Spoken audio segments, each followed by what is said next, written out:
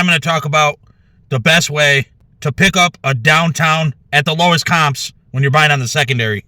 All right, guys, now we know Donruss, these sets release later and later each season, and I know Panini's just about done with the licensing, but I'm going to talk about it late in the season. Usually towards the end of the season, we see Donruss, and we get a first look at the downtowns, and we're hyped.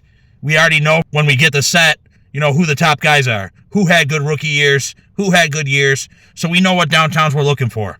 So, rule number 1, when the set drops, you never buy right away. You just don't do it. Prices are inflated. There's always some guys in the beginning just willing to pay top dollar.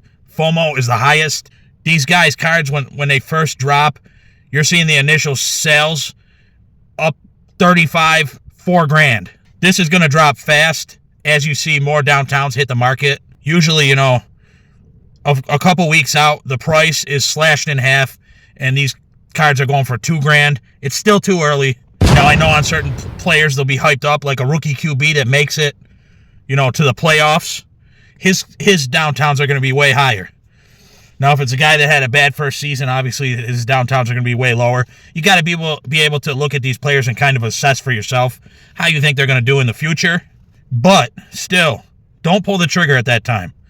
You wait until after the Super Bowl, after the season's done. You wait it out. Sometimes even you wait till after the draft, right before that training hype, and you start looking for downtowns you want, and these things will drop drastically. Just look at Jaden Daniels now. You could potentially pick a downtown of his up for, if you're really lucky, you could pick one up for $1,000, but maybe $1,200, $1,300. That's a lot less, than paying $2,500 when the hype's high, or right initially when the card's, still $3,000, $4,000. If you believe in the guy, that's probably the time to buy, before the mandatory training. When they find out who the starters are, usually whoever's starting, their prices go up. Now, one more tip is you can look at the schedule. If your team has a really tough schedule and they're matched very difficultly in the first game, and you think they might take an L, that could be the time to buy after the first game and the loss. Because that also will, I won't say completely tank prices, but it'll definitely be a little dip.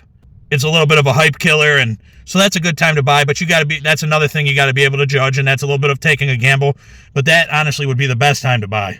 But if you think your team's going to start out strong, then you got to pull the trigger earlier, and that's how you buy downtowns at the bottom of comps, and you just got to be willing to, haggle a little bit and try to get a good deal.